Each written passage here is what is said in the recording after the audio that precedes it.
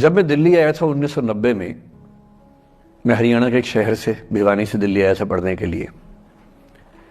मेरे dream college में हंसराज भी एक था, पर मेरा संयुक्त से मेरा एडमिशन जाकिर हुसैन में हुआ। मेरे अंक ठीक थे, यहाँ हो सकता था, पर मैं तो नई दिल्ली स्टेशन पे उतरा, बाहर निकला, पता लगा वहीं एक कॉलेज है, वहीं एडमिशन ले लिया मैंने।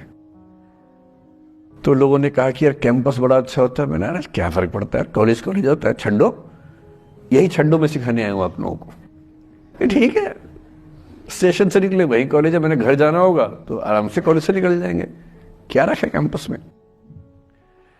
पर मेरा एक दोस्त जो मेरे साथ ही आया था उसी शहर से, उसने एडमिशन हंसराज कॉलेज में लिया।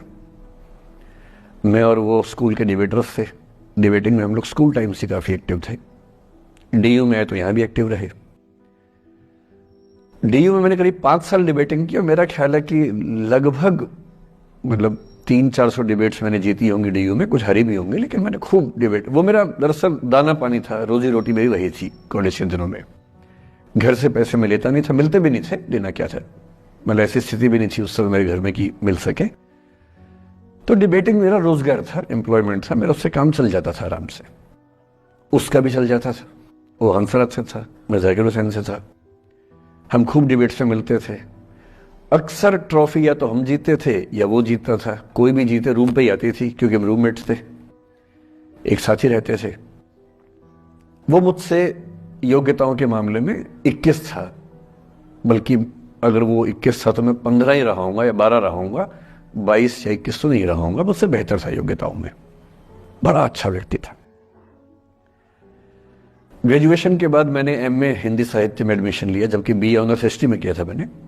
उसने तय किया कि वो कुछ और करेगा, प्रोफेशनल कोर्स करेगा, नौकरी करेगा, तो वो चला गया दिल्ली से। मैं दिल्ली में रहा।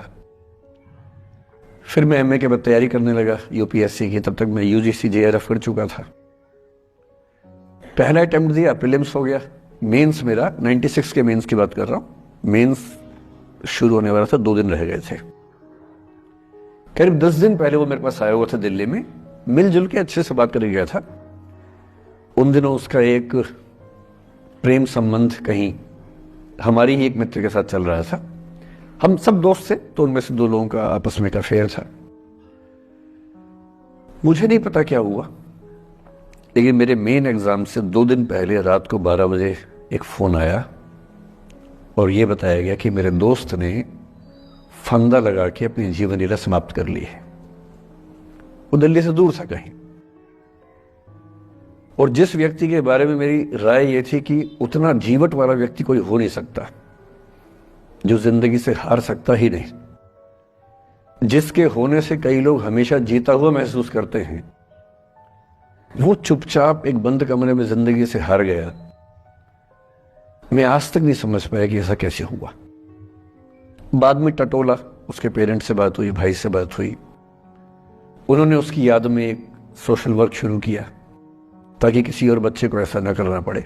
तो जो हल्का हल्का अनुमान हुआ वो है कि शायद कुछ ऐसा था रिलेशनशिप में जो नहीं संभल पाया था, और रिश्ता टूट ना जाए इसका दबाव बहुत ज्यादा था, और वो दबाव झेल नहीं पाया। इस उम्र में ऐसा फेज आता है, कई बार आता है। ये एक कहानी है, हंसराज कॉलेज से ही जुड़ी है, इसलिए मैंने सोचा कि वहीं से बात शुरू करूं। नाम